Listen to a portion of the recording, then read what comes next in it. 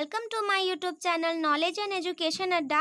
आज के इस वीडियो में हम फ्रेंड्स बात करेंगे कोऑर्डिनेट बॉन्ड की, जो कि उपसहसंयोजक बंध कहलाता है। तो फ्रेंड्स, इसके प्रीवियस वीडियोस में हमने देखा आयनिक बॉन्ड के बारे में, कोवैलेंट बॉन्ड के बारे में, और साथ ही हमने वैलेंस के बारे में भी देखा, वैलेंसी क्या होती है। अगर आपने वीडियो को नहीं देखा है तो आप प्लेलिस्ट में जाकर उसको देख सकते हैं और अपने कॉन्सेप्ट को क्लियर कर सकते हैं। तो चलिए फ्रेंड्स, हम वीडियो को स्टार्ट करते हैं और बात करते हैं कोऑर्डिनेट बॉन्ड की। जैसा कि आपने आयनिक बॉन्ड्स में देखा था कि उसमें दोनों जो भी हमारे एटम्स थे इलेक्ट्रॉन की क्या कर रहे थे, उसमें ट्रांसफरिंग कर रहे थे। कोवैलेंट बॉन्ड में जो हमारे आयंस थे, मतलब एटम्स थे, वो इलेक्ट्रॉन की शेयरिंग कर रहे थे। यह क्या है, आप देख रहे हैं कि ये भी कोवैलेंट बॉन्ड के जैसा ही होता है, बट यहाँ पर इलेक्ट्रॉन की शेयरिंग क्या होती है, कुछ इस टाइप से होती है। तो आप समझिए, उपसहसंयोजक बंध एक विशेष प्रकार का सहसंयोजक बंध है, यानी कि कुछ ये स्पेशल टाइप का ही कोवैलेंट बॉन्ड होता है, जिसमें दो परमाणुओं के मध्य एक इलेक्ट्रॉन युग्म के साझेदारी द्वारा बंध का निर्माण होता है।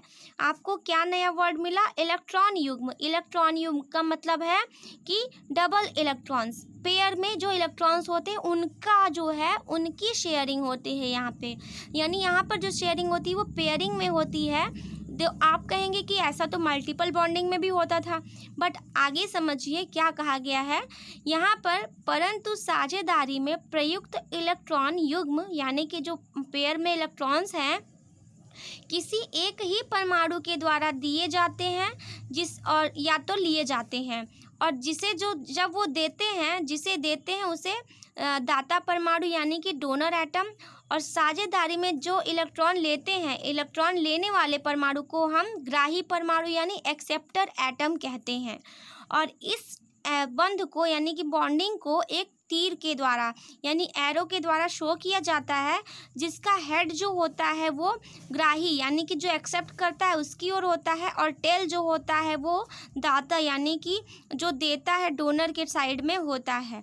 तो यहाँ पर आपको जो वर्ड है वो एग्जाम्पल के थ्रू ही समझ में आएगा।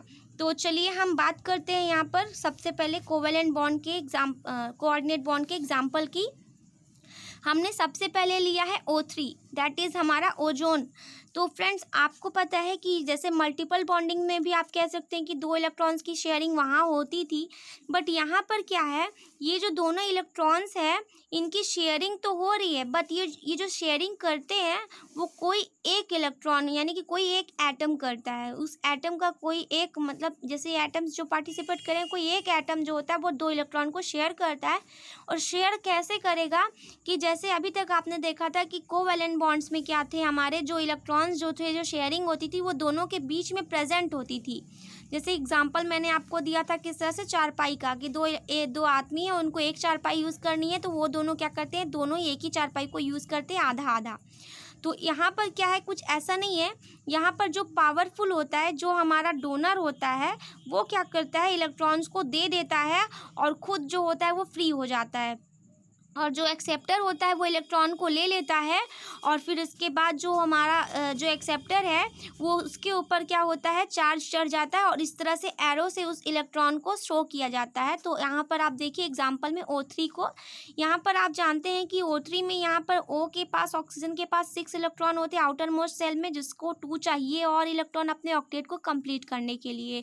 तो आप क्या देख रहे हैं कि यहाँ पर इसने इस 2 इलेक्ट्रॉन को तो इसके साथ कोवैलेंट बॉन्डिंग की, इस वाले ऑक्सीजन, बीच वाले ऑक्सीजन के साथ ये साइड वाले ऑक्सीजन ने कोवैलेंट बॉन्डिंग की। लेकिन यहाँ पर कौन सी बॉन्डिंग हो रही, कोऑर्डिनेट बॉन्डिंग हो रही है, उपसहसंयोजक बंध बन रहा है। क्योंकि यहाँ पर जैसे आप देखें, इसने 2 इलेक्ट्रॉन इसको दे दिया, शेयर कर लिया, देन इसका जो 2 इलेक्ट्रॉन था, इसने इस 2 इलेक्ट्रॉन को इसको टोटली पूरा का पूरा दे दिया, और इसको देने के लिए उसने एरो से इस तरह से शो किया। ये जो एरो शो कर रहे हैं, ये एरो ही रिप्रेजेंट कर रहा है कि ये हमारा कौन सा बॉन्ड है, उपसहसंयोजक बंध है, यानी कोऑर्डिनेट बॉन्ड है। इस एरो से ही पता चलेगा आपको कि यहाँ पर कौन सी बॉन्डिंग की गई है।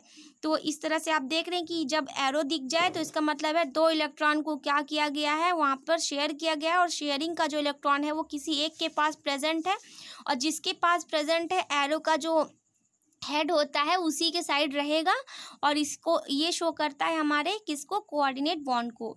CO का एग्जांपल आप ले सकते हैं, कार्बन मोनोऑक्साइड में भी ऐसा ही कुछ होता है। यहाँ पर जो ऑक्सीजन होता है ये ऑक्सीजन भी क्या करता है, इस इलेक्ट्रॉन को क्या करेगा, उसे दे देगा और साथ में जो इलेक्ट्रॉन होंगे वो इसके पास चला जाता है कार्बन के पास।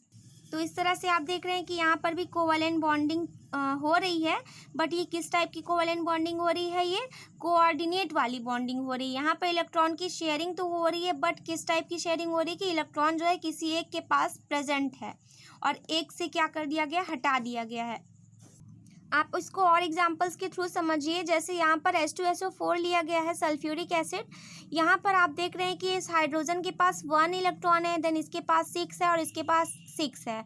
इस सब के पास आउटर मोस्ट सेल में इलेक्ट्रॉन्स आपको दिख रहे हैं। सल्फर को चाहिए 2 इलेक्ट्रॉन्स, तो सल्फर क्या करेगा, अपने पास के इन दोनों इलेक्ट्रॉन्स को ये दोनों ऑक्सीजन को दे देगा और इन दोनों ऑक्सीजन के साथ कौन सी बॉन्डिंग बनाएगा, कोऑर्डिनेट बॉन्डिंग बनाता है। तो आप देख रहे हैं कैसे यहाँ पर कोऑर्डिनेट बॉन्ड्स बन रहे हैं हमारे। जैसे यहाँ पर आप देख रहे हैं कि इस वाले हाइड्रोजन के साथ क्या हो रहा है, इस वाले हाइड्रोजन ने तो अपने ऑक्टेट को कंप्लीट कर लिया, किससे, यहाँ पर जो हो रहा है वो कोवैलेंट बॉन्डिंग हो रही है यहाँ पर और इस जगह पर। तो लेकिन ये जो ऑक्सीजन के साथ हो रहा है, ऊपर के दोनों ऑक्सीजन के साथ और सल्फर के साथ कौन सी बॉन्डिंग हो रही है, उपसहसंयोजक बंध बन रहा है। इसी तरह से H3PO4 में भी आप देख रहे हैं कि H3PO4 में जो यहाँ पर जो P है हमारा फॉस्फोरस, जो कि यहाँ पर इन दोनों ऑक्सीजन के साथ कौन सी बॉन्डिंग कर रहा है, यहाँ इस वाले सिर्फ ऊपर वाले ऑक्सीजन के साथ जो है वो उपसहसंयोजक बंध बना रहा है। तो इस तरह से आपने देखा कि उपसहसंयोजक बंध क्या होता है, जिसमें साझेदारी का इलेक्ट्रॉन जो होता है वो किसी एक के पास चला जाता है और जिसके पास जाता है उसकी ओर एरो से प्रदर्शित किया जाता है और जो देता है उसकी साइड में एरो का क्या होता है, टेल होता है। तो आपने समझा कि एरो ही क्या होता है, वो उपसहसंयोजक बंध की पहचान होती है। तो ये था हमारा आज का वीडियो उपसहसंयोजक बंध के ऊपर। आपको कैसा लगा आप ज़रूर बताइएगा और हमारे चैनल को लाइक शेयर सब्सक्राइब जरूर कीजिएगा। Thank you so much for watching.